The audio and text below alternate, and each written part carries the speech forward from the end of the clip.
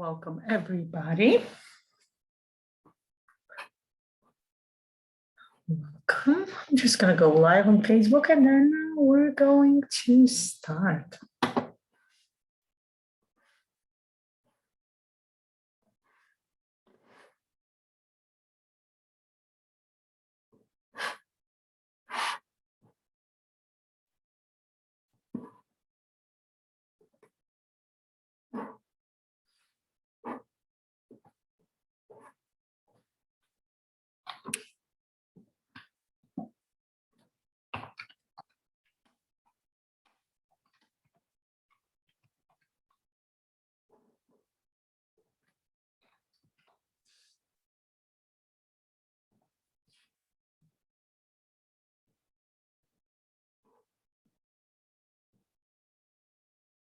Welcome, everyone. Welcome to this special open live session on Neurographica. My name is Lana Shalom, and I'm here to talk to you about the second step in Neurographica, as we are having a series of live open sessions on the 7 steps of Neurographica. Just kind of fix my Facebook so I see. Welcome. I'm just going to kind of make sure that I do see your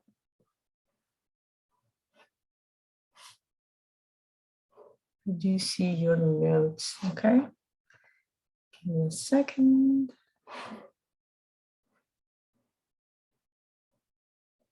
Okay. Welcome, everyone.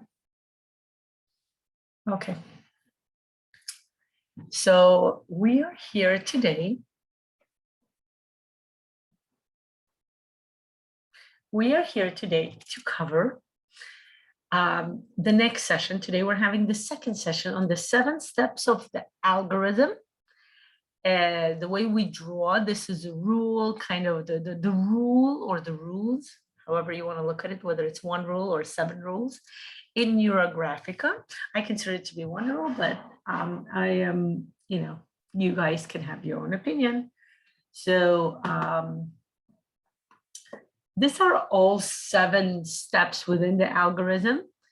And the first step is topic. We set a topic. We discussed this in details yesterday. Those of you who missed it, you're welcome to go to my profile as well as to the group that I'm leading, the World of Neurographica, and you can catch the first step where we discuss how to set a goal, how to bring in the thematic idea for what you draw, how to go on a quest, how to figure out what is it you're looking for. Welcome, Lana.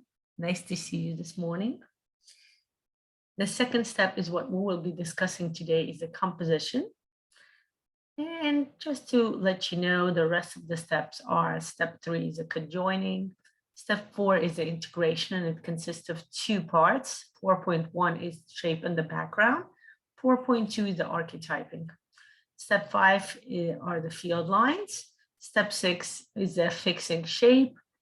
I should maybe add an S here. It can be shapes, but the major fixing shape is always 1. And of course, step 7 is topic 2.0. Okay. So let's start today. Okay. Yesterday we discussed the goals. Okay. Yesterday we discussed how to set a goal. Why do we need to set a goal? How to set a goal in a way that will actually allow you to envision what you would like to bring within your life. We discussed the questions, the 3 major questions you can ask yourself when giving yourself a goal. And we discuss how that will be the basis for starting to draw.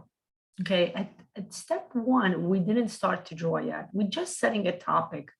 But when I say just, it's really the most underrated step. I really emphasized this yesterday, how it's important to set the right goal. That's something that you're going to be so enthusiastic, so interested in, that you will start to draw. Let's discuss what's happening with us today, okay? Today we're discussing something that we call the composition. What is a composition, okay? What is a composition? A composition is something that we look at when we are looking at the drawing, okay? When we see any drawing in front of us, the composition is the sum of everything we see in that drawing. And even if we go further, it's more than just a drawing, okay? A composition really is anything and everything we see around us, we perceive around us. It's the reaction we have to our perception. Whenever we have a perception in life, it's a composition. It's a sum of all the details, symbols, elements within our life, okay? If I am looking at anything in life, including, let's say I'm looking at that picture behind me, what is a composition? A composition is a sum, right? I see a palm tree, I see the sea, I see the waves, I see some trees in the background, I see the sky, I see the horizon, notice, right? I see myself, and the composition is a sum of all of this, okay? So that's something to keep in mind. It's interesting to note, I want to show you how when we look at anything and everything and anything, like I just mentioned an example with myself, with my background, there are certain areas that we focus the most, okay? It's interesting. I want to show you how the composition in this case can be compared to something we call storytelling. When we look at anything and everything within our life, when we see any composition, it's anything that wants to bring an impression upon us. When we start a drawing, we start the way we are telling our story. We're telling our story on the paper. This is our impression on the paper, okay? We're putting down the major ideas we want to tell at this moment in our life, right? It's like when you talk to somebody on the phone, right? Or nowadays it's texting, you know, it's messenger time, you know, electro talking, so to say, right? E-talking. That's what you do, right? You start bringing a certain idea about that part of your life, right? If you're meeting somebody for the very first time, what do? You start a conversation. You start a general conversation. Then slowly you get to know that person, right? But when you're constantly having a conversation with somebody you know, like yourself in this case, right? Whenever you start to draw Neurographica, remember the main object is always the subject. The subject in this case is me, myself, and I. So whenever you start to draw Neurographica, you focus on yourself and you start your storytelling adventure, okay? And remember, in the first part, we mentioned in the first step, we said that every drawing starts with a topic, a thematic idea, right? I do want to add to that, that you can have a basic thematic idea and then every day you break it down, right? Like what we're doing now in the Neurographica coaching group. We have a basic thematic idea of financial success and growth, but every day we'll break it down. When you start your storytelling, you focus on that topic, that goal that you have for that specific drawing, for this specific part of the storytelling, right? And let's start to see, how do you express yourself? There are 3 ways to start your storytelling. One way would be to start bringing in the main characters. The main characters, I would say, would be this picture, right? At the bottom with the shapes. Each shape is a character that you bring in. You're introducing the world, or in this case, maybe yourself, or maybe your coach, whoever you're working with, maybe your students, right? Your friends. If you're drawing Neurographica with them, but one way or another, we're getting to know each character. We're introducing ourselves to the character. Any storytelling begins this way, right? I am myself am an avid reader, right? I am a bookworm, so to say. I love to read a lot. I do that a lot on my days off. On Saturdays, I read a lot, everything. And I'm thinking, and I noticed this, and I read it also enough books to understand, how storytelling goes. At one point, I even took the art of writing. I forgot her name. She's a famous screenplay in Hollywood, where she wrote a book about to teach people how to start writing, right? And I had this writing exercises every day, and I noticed, right? And whenever you start a storytelling, there are three ways to do it. You either introduce the main characters, like what you see here with the shapes, or you start with some kind of action. Something is happening right away, right? And that would be the neuroline, because that's what neurolines are. Here it is, neurolines, the top picture, right? Top left picture. And then sometimes when we start a storyline, we're introduced right away to the drama, to the main idea within the plot. And that would be the catharsis, as we show within our drawing. Okay? Whenever you start your storytelling, and remember, Neurographica is a storytelling of a type. One second, Lana. Start drawing the lines in ARI. Step 2, composition. It's step 2. It's a composition. It is a composition, yeah. You're going to do step 4.1 later whenever you bring out the shapes. That's when you work with the shape in the background. Whenever you start to draw the lines in the algorithm for revealing intention, we learned this in the basics course. For those of you who don't know, we start the composition. This is an introduction to our story.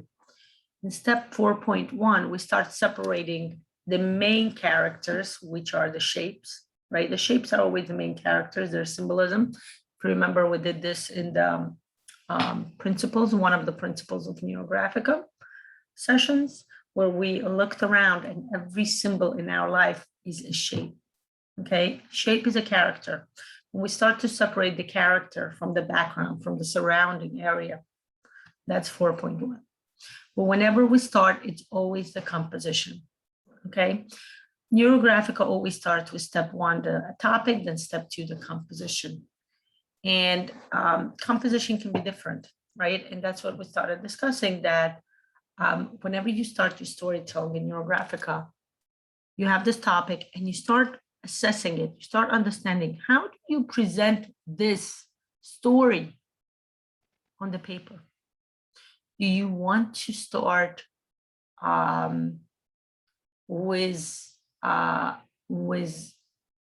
presenting, how do you present, what do you want, even though we set a topic, a goal for ourselves, the way we start going toward our topic is start assessing, where are we now?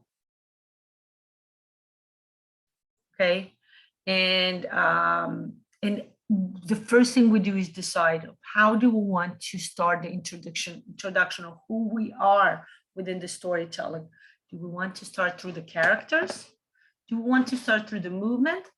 Or do we want to bring the drama right away, right? Each type of storytelling is, yep, absolutely, Lana. You're welcome, yes. I'm glad you asked that important question. I do want to comment again on your wonderful, wonderful questions, absolutely. Each one of the introductions is significant in its own, right? What is your story? What do we start doing, right? Remember how in childhood, I don't know if you had it, I had it, this toy, it was like a little mini film. You put it to your eye and you kind of twist the projector or something. It's not a projector, a big projector. It's a projector within within this toy. It's similar to the kaleidoscope toy that they have still now, but instead of the stones and you turning around, the stones moving, you have like a lever that you kind of keep turning, and the scenes change. And if you do fast enough, you're creating a mini movie, or in our case for kids, it was a mini cartoon, a famous cartoon in the Soviet Union about the wolf and the rabbit. And whenever you turn it quickly, the movie would go faster. That's what it is. This is what we're setting up. But if you don't do it quickly, if you do it slowly, then you will see a set of images. And that's what we're trying to create when we draw Neurographica. We're trying to bring visually the idea, what is happening with us within this, within this paper. Okay, and we're going to start the story. And that's how we start thinking, what is the story about? What is your story about? So at first we choose what the plot is about. We discussed it. That was step one. Remember, with the main question we ask ourselves, what do I need to change? This is the name of our story. Okay, this is the name of the book chapter. It's not a book, although it can be a book if it's a case, by the way, right? For those of you in the specialists and the instructors course, right, you have to create cases. Instructors actually know the coaching part only, but the specialists, they need to create cases. That would be a book. But every time we draw a drawing, it's a story, it's a chapter, today's chapter in our book. What is the name of it? And then we start with the chapter itself. How do we start it? Right? If we start looking at the stories, the books, right? Like I mentioned, I'm an avid reader. So I start noticing how different books, different plots start in a different way, right? 1 second.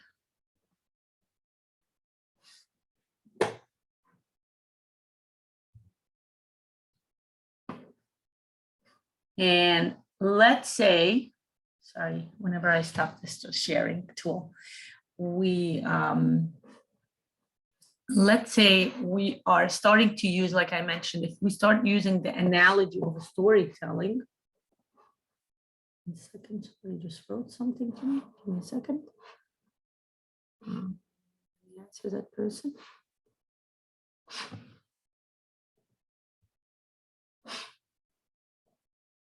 Whenever we share, right, if we look at the story, right, let's take the famous books, right, famous stories. If we look at the Harry Potter books, right, let's look at the Harry Potter. Whenever you start a Harry Potter story, what is the very first chapter that this author introduces us, right? J.K. Rowling, what does she introduce us? She starts introducing us to the character right away. You see this picture on the bottom, the shapes?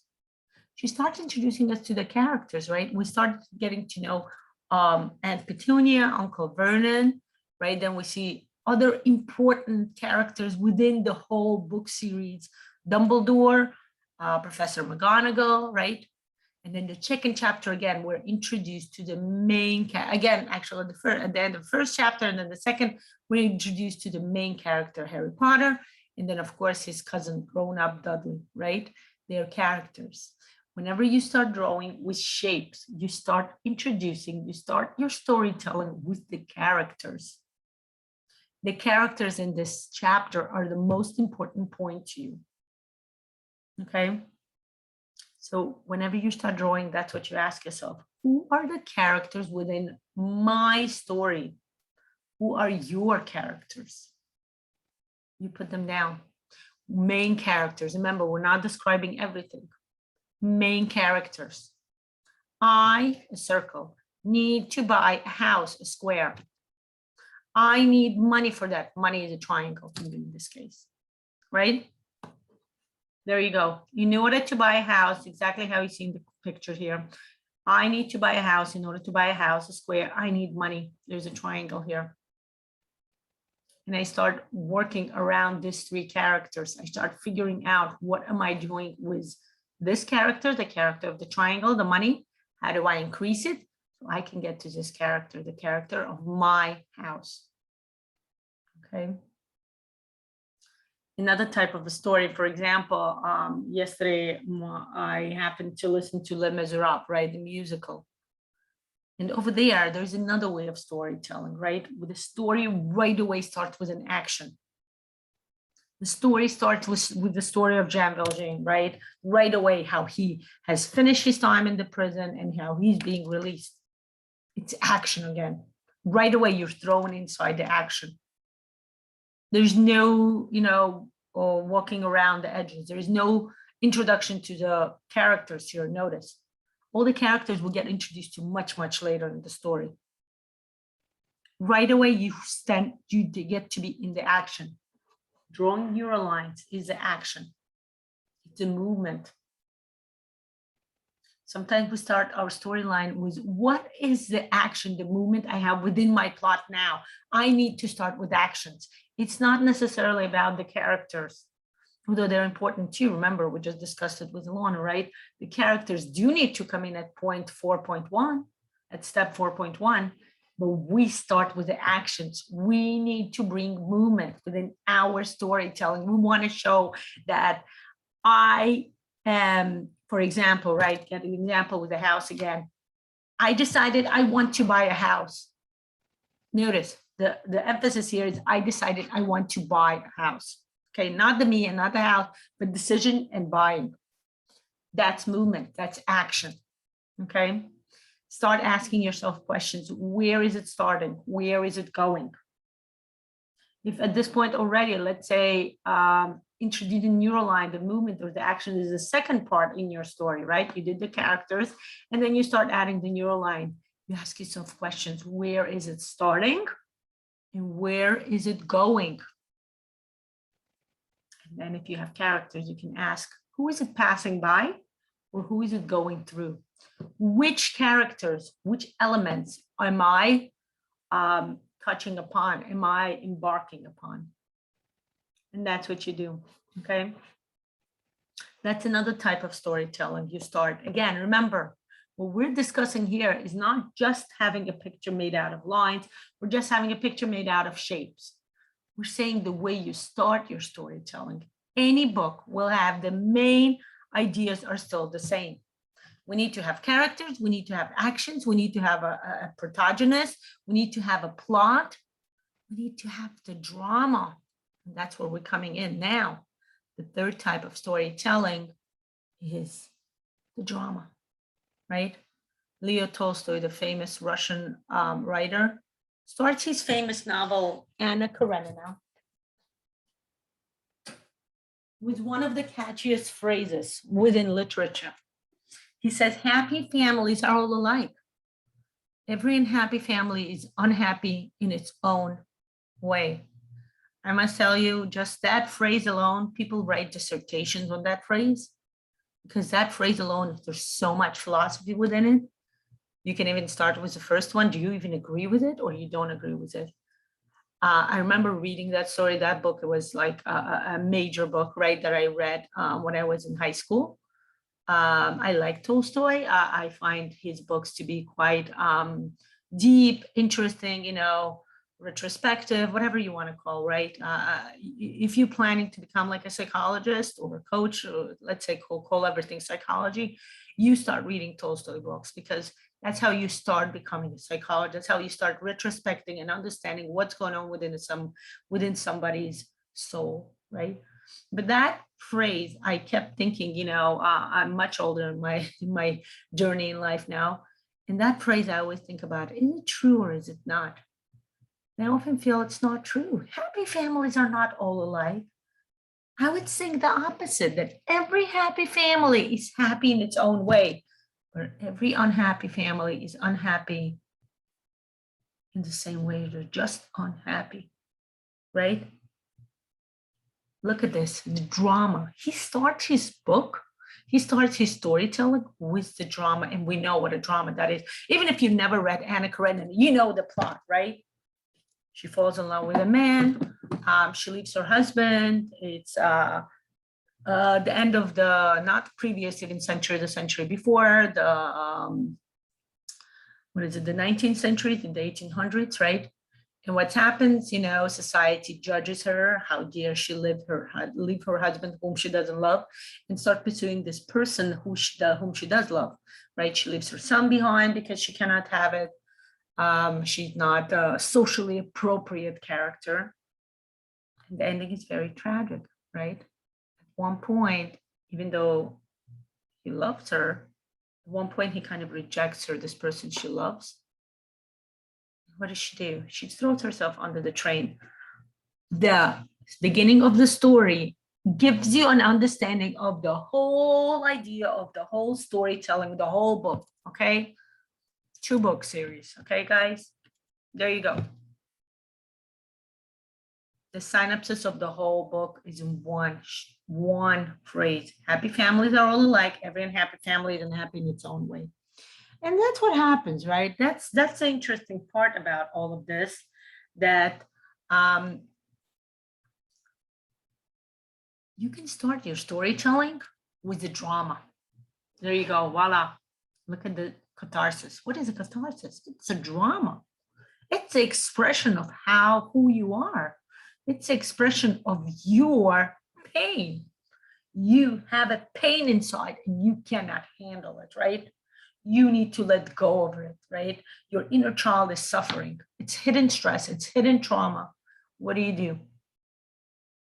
You start expressing it, right?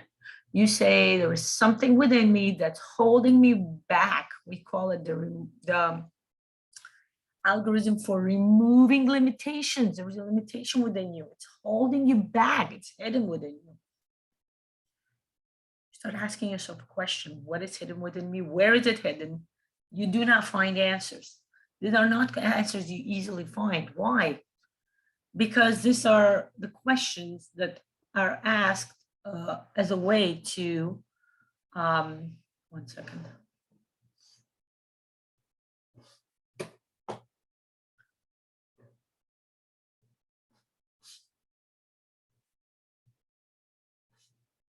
These are the questions that are asked that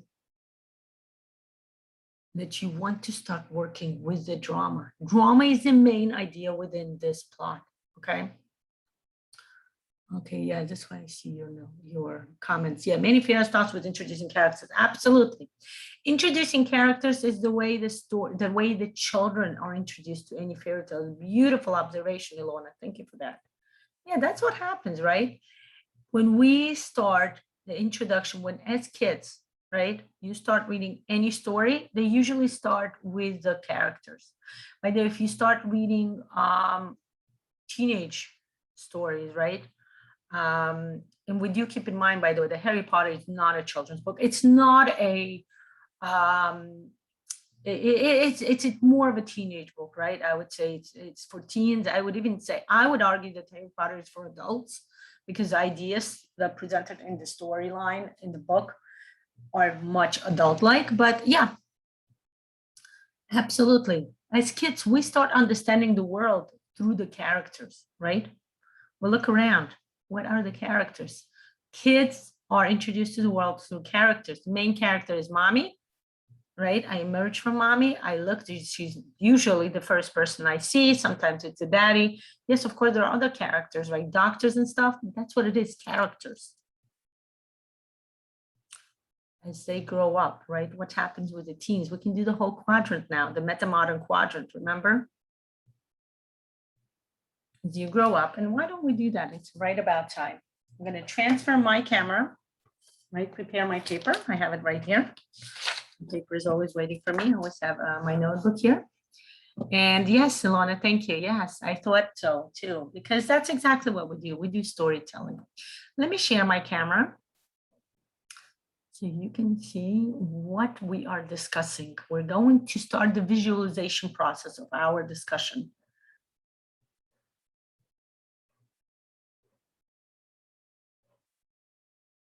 Okay.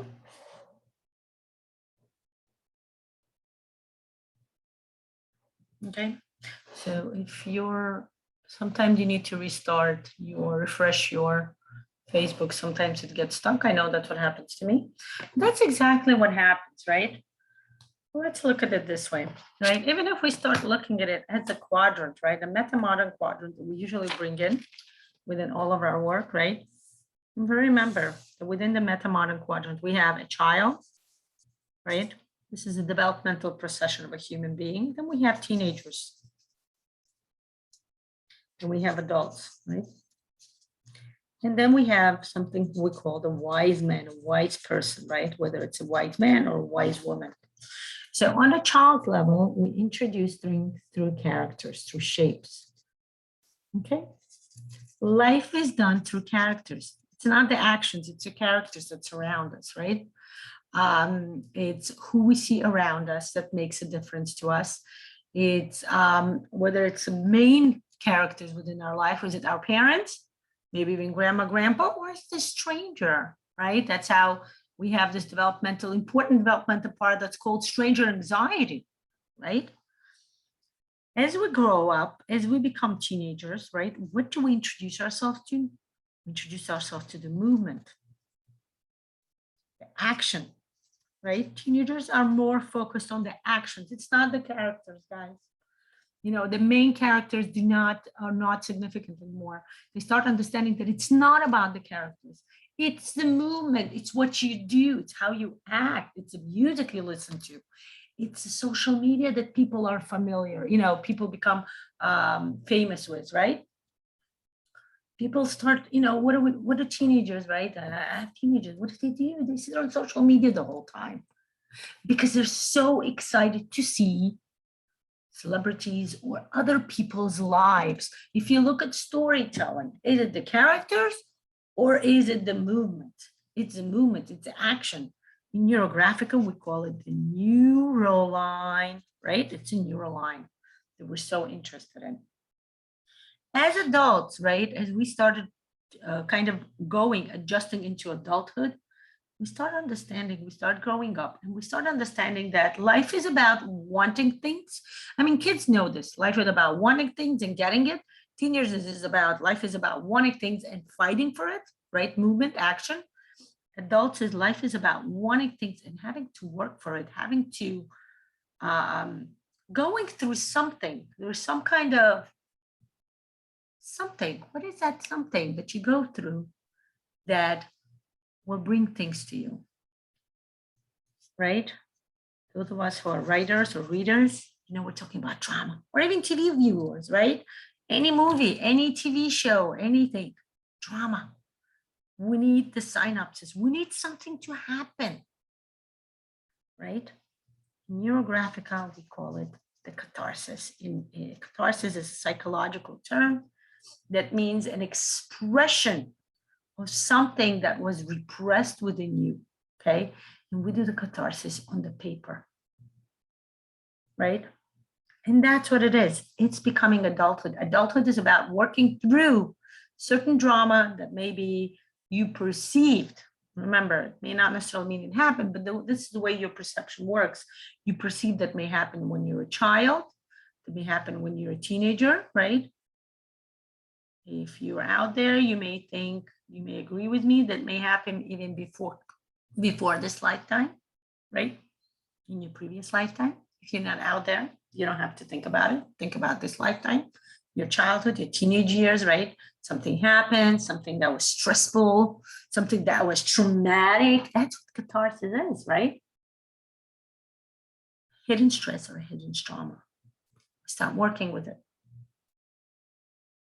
As we work through it, as we start seeing the light, we start understanding. We become a wise person. We start understanding that all three parts are important, which is the way we started today's session, right? All three parts are important. My question to you, or rather your question to yourself, when you start your drawing, your storytelling, you start saying, how do I want to express where I am now?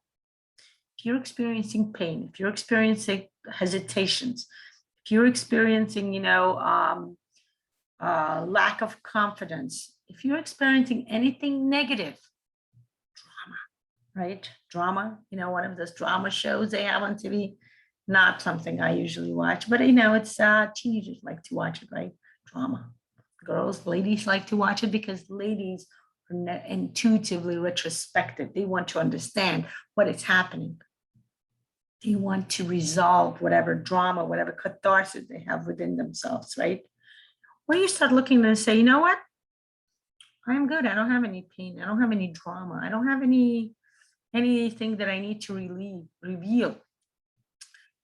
I want to start with the characters. Or you can say, I want to start with the movement. I want to understand. I want to express the fact that I want to buy a house. I will add myself in the house later, but for now, I just want to express that desire. I want to buy that house, okay? That's a desire you want to express, okay? And that's what happens. As an adult, as a wise person, you get to choose. Do you want step one? Do you want choice one? you want choice 2 or do you want choice 3? Again, to start your composition, remember, this is just step 2 within the 7 steps. Doesn't mean that your whole composition is consists of either shapes or the lines, although famous artists may argue with me, right? Again, I forgot his name. You know who I'm talking about, the squares artist, right? The guy who drew squares, Mondrian, right? He just drew squares, but they're different colors. And there is, if you look at his paintings, at his pictures, guys, there is so much movement. There's so much storytelling within that, right? In Neurographica, what Pavel Piskaryov, the founder of Neurographica, is telling us is employ all 3 of them. Employ all 3 of them. Do you want to start your story with a character? Let's do this, right? Start your story with a circle, right? This is who you are. A circle is a person.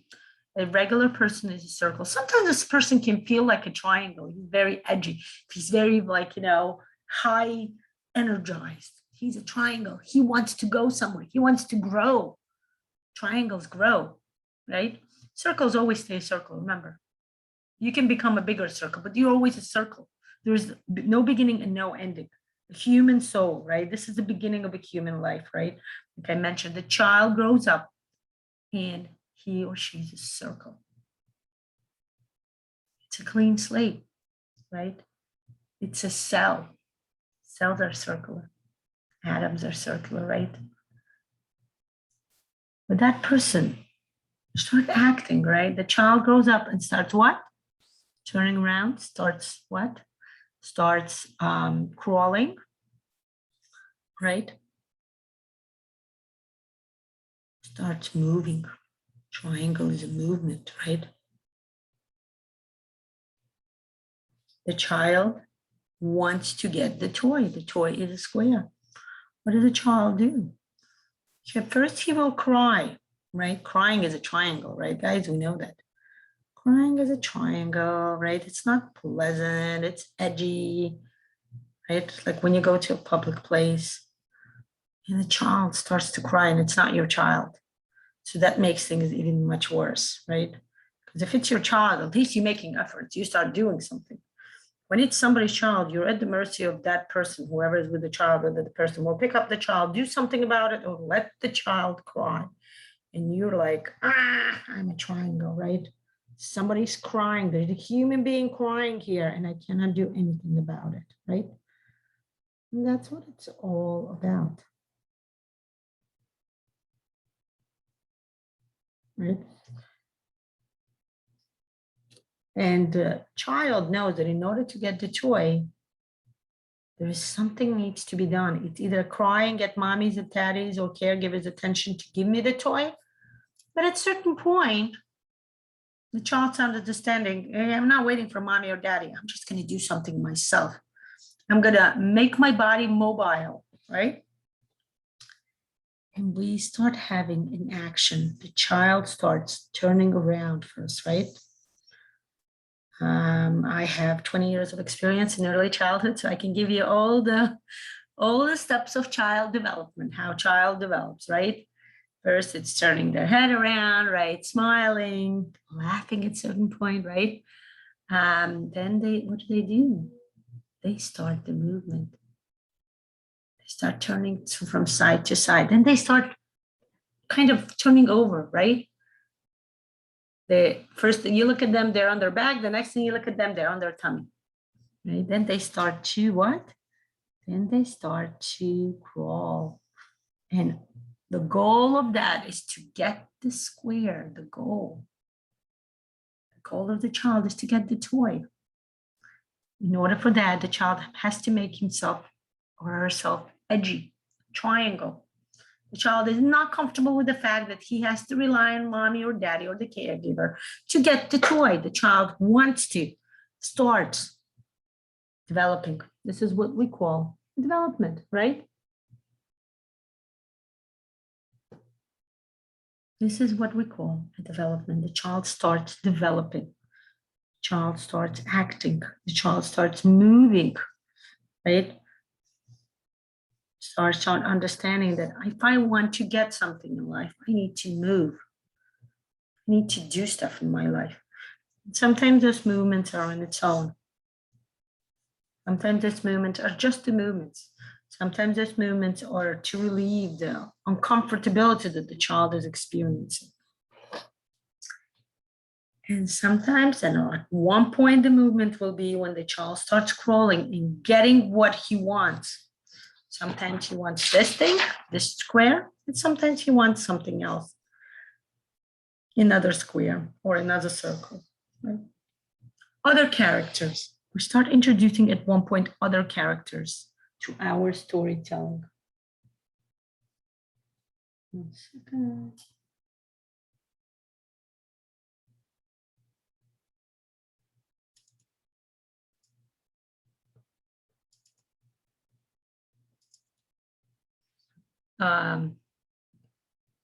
And that's what happens, right? Isn't that how our whole life is about, major characters, who we are, our family, right? Our parents in the beginning, then it's our siblings, right? Then it's ourselves for some time, right? As we grow up and become adults, we become single, growing up adults, right? And then we meet that significant other, and it becomes about the love of my life, my career, my family, my kids, right? And we start evolving and we start adding more characters. Sometimes the movement starts not through ourselves, but somewhere over here, right? As new characters are added to our life, right? As we meet a significant other, or as a child soul decides to become our child, right? The character comes first, and the movement doesn't go through us. The movement just comes from somewhere else.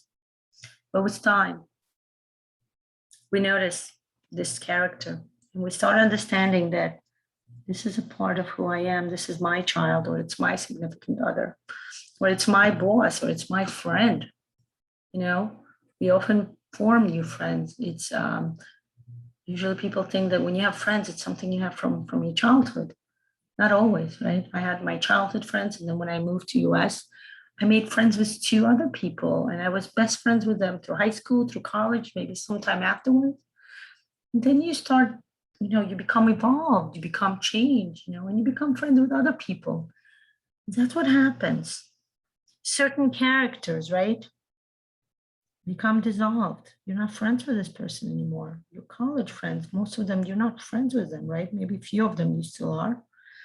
Sometimes the character becomes so dissolved that you're like, oh yeah, there was a square or a circle or a triangle in my life, but I'm not in touch anymore. And that person becomes fully dissolved. Remember, we dissolve a character, we can dissolve anything we want to in Neurographica. It's not symbolized by the fact that we lose touch with that character. That character is not here. Yeah, absolutely, Michelle. There you go. Hello, girl. Yeah, that's what we are now. And you can draw that. You can draw this part, this picture. Remember, one of the principles, the picture has no border and no boundaries. This picture is just a part of your life. And within this part, if your topic is neurographic, and that's what you draw, right? You draw a picture of your Neurographica friends. You draw a picture of who you are. We study this much more, by the way, in the neuro connections or neuro relationships, right? It's also called neuro contact. We do have this course available in pre-recorded format, and you are welcome to buy this course from us. It's an amazing, amazing course that teaches you how to set relationships with others, right? How do you connect with other people, with other characters? Then you can be humans and it can be inanimate objects. How do you connect with Neurographica? How do you connect with a specialist in Neurographic? Remember, it's a separate symbol. Instructor is a separate symbol. Becoming, remember what we discussed yesterday, successful instructor is another symbol, right? And that's what it is. What is your story line? What's your story about? Let me know. right? At a certain point, we start getting to the character. There we go. It's a character. And I'm looking at it and I realize that there is something within that character. I don't know why. It's just a circle, it's just a character. But that character makes me feel uncomfortable. That character makes me feel uneasy. What do we do in that case? Do you remember? Advanced students, you know. We always have characters in all the algorithms. Yeah, we always have characters. Characters are shapes. Do you have any drawings without shapes? I don't think so. In the basics course, we start introducing to the main shape, right? We always finish the fixing shape with one shape, right? Later on, we evolve and we add many shapes. We understand life is much more complicated than one shape. Remember the quadrant.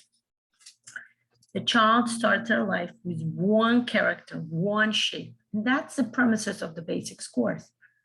It's on this level. This level is the basics course, right? This level is a specialist course, right? When we start understanding that we want to share Neurographica with others.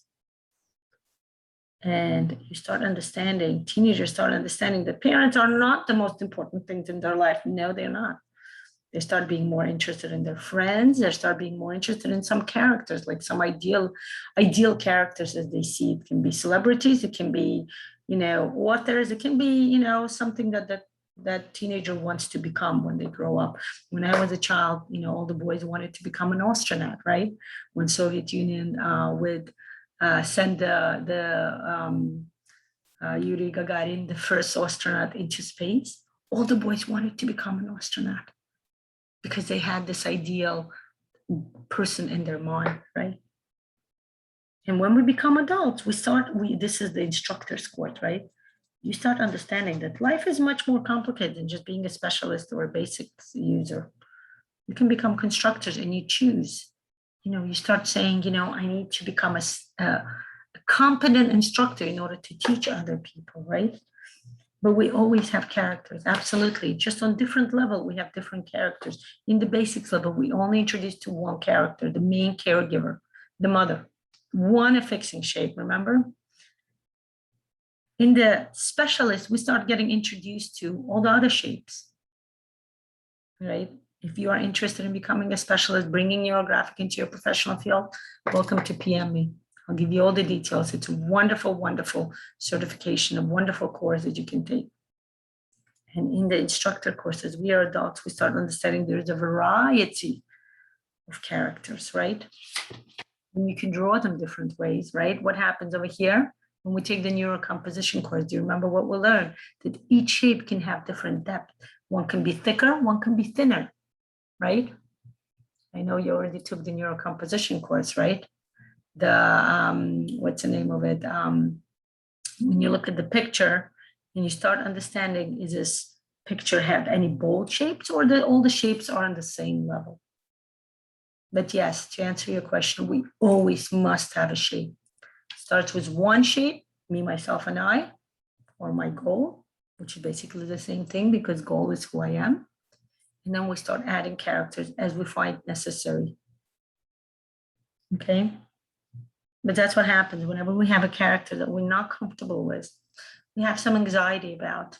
It may not even be an actual character in life. It can be a character within us, right? Something within us, our inner child is sad. That's what we do. We draw a catharsis. We introduce the catharsis idea, right? Something, look at the catharsis. What is it? It's some kind of edgy shape that's kind of ugly. And most of the time when you draw quickly, it's faint. It's not so clear, right? It's a beast hidden within us. Some mythologists will call it the dragon, right?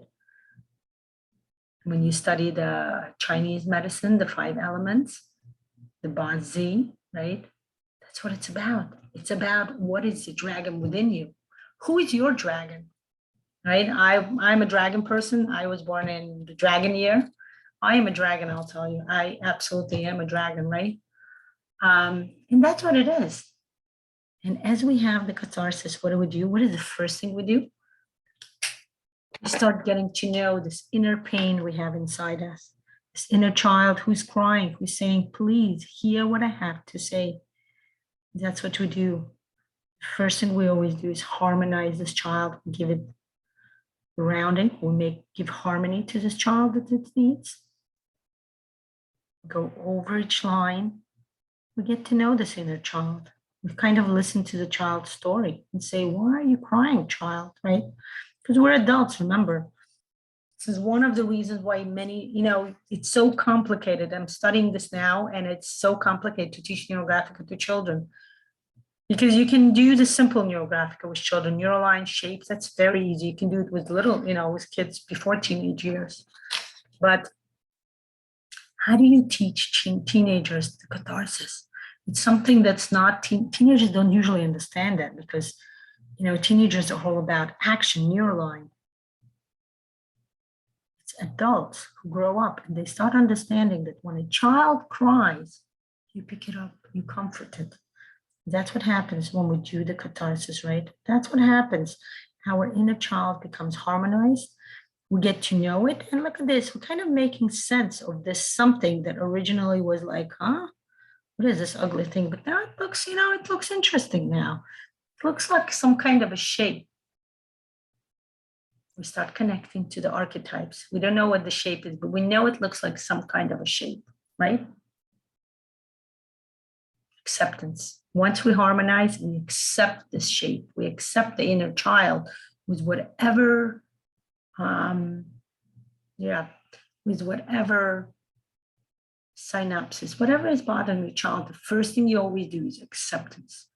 Just comfort the child and say, I understand, honey. Come, I'll give you a hug, right? And then we start adding neurolines. We start blending. We start saying, yes, you're my inner child, but I'm an adult now.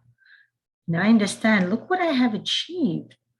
Something happened to you in the past, but look what I have achieved, right? I'm this years old, I have achievements in life, I have accomplishments, right? I graduated college, or I'm studying in college, right?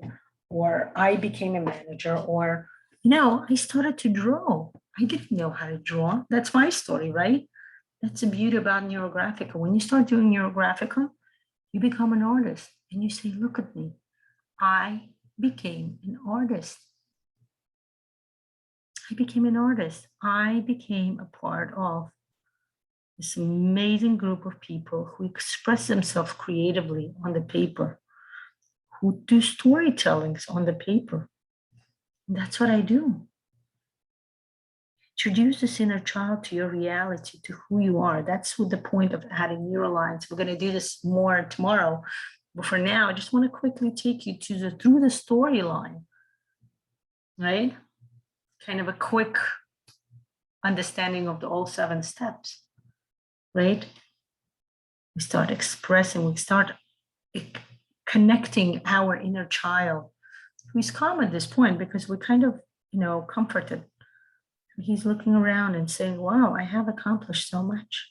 Becomes connected to the archetype, to the egregors, bigger person than who we are right now at this moment, right? Egregors and archetypes are also the way we connect to who we are, our soul, who is always the past, the present, and the future. The answers, right? And then as we add colors, remember we need to bring out big colors within each picture. What do? Start connecting that child to their dreams, because that's what color is, right? Remember we talked about it. When I teach the basic course, I always do this. Color is fun. Coloring is the funnest part of Neurographic. Come on, right? All you do is just take colors and add colors to shapes, connect them together. Coloring is fun. It's a way to have fun within your, whatever it is that you do, right? And that's what you do. You show the inner child that life can be fun. Life is fun, right? And then we add what? We add the field lines, right? We connect the child to the notion that we're bigger than what this single life is telling us we are, right? We are part of a bigger, we are part of the whole universe, right? That's what the field line is all about. Being a part of the universe, being a part of something larger than life, something larger than what we see in everyday life, right?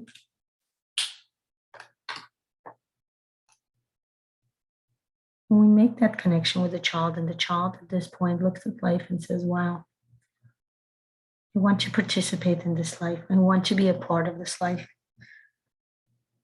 Kind of reintroduce this child to what life is, to the idea of living, you know, in Torah, the Bible, the Jewish Bible.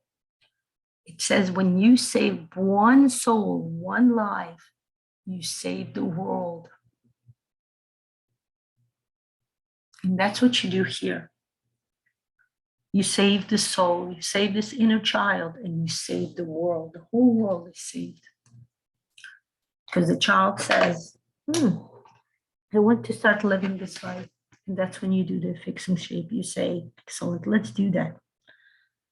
What do you want in life? And the child says, I want to dance, or I want to write stories. The child says, I want to become an artist. I want to draw pictures and have fun in life. And you start discovering your dreams. What is it that you want it to be, right? Did you want to be a ballerina dancer, right? I remember saying that in one of my classes. I wanted to be a ballerina dancer when I was little. And you start discovering who you are. Who did you want to be? What is that unfulfilled desire? Which doesn't mean that I'm going to go and become a ballerina now. But the fact that I'm getting in touch with my desires shows me that I can dream. Remember what Neurographica is daring to dream? You dare to dream, and that's what you do. You dare to dream. You dare to say, I want something that I don't have in my life right now. Many people don't do that. Many people don't dare to dream. Many people don't think they can dream. They think they should live their life the way it is, you know, reality. A lot of people are realistic, right? And that's what I do. I say I'm daring to dream, and look at this shape within my picture, right? This shape says, I dare to dream. I dare to make something out of it. This shape is that goal that you originally set for yourself in step number 1. What do you want to change? If you started your picture with thinking, I need to change something, but you weren't so sure you can bring that change, right? And you finish your picture with saying, I can dream. I can get anything I want to. Look at the people around me. Look at so many people achieving what they want. Elon Musk, you know, look at the technology. Steve Jobs, right? The Microsoft creator. They started with nothing and they achieved. They did things. They had a movement, they had neuroline, they had energy, they had actions, and they achieved something. And you can do the same thing, right? Look at the beautiful picture I just created. The ugly duckling became a swan. Your picture. And that's the idea behind this, behind Neurographic drawing, behind sharing your storyline, your story with yourself first, right? First share with ourselves. And then sometimes people don't do that and we know it. Some people share their pictures, right? Some people only share, let's say, in certain communities. Some people share it openly on their profile. But it's your choice. Are you ready to share that story, that very personal story of who you are with the world? Or you want to live it exactly the way it is? Very personal, very private. No. Live it to yourself. And that's also a certain step within yourself. I want to thank you today for joining me. I had a lot of fun. I had a lot of fun answering your very interesting questions. I had a lot of fun sharing this idea of a composition, the idea that you can bring anything you want to life. Just put it on the paper. This is the idea that Pavel started with, right? That was the idea why he created Neurographic. He said, any idea, anything you can do, anything you want in life or anything you have in life, you can just put it on the paper and from there see where is it going. Have your own relocation, have your own constellations, okay? You're welcome. You're welcome, Lana. You're welcome, Michelle. It's so nice to have you. I'm going to see you soon in about 1 minute. I'm going to go. Wishing everybody a wonderful, beautiful summer day and summer weekend ahead. And I'm looking forward to seeing you next week. Okay, I will post the schedule of next week's live sessions. Goodbye.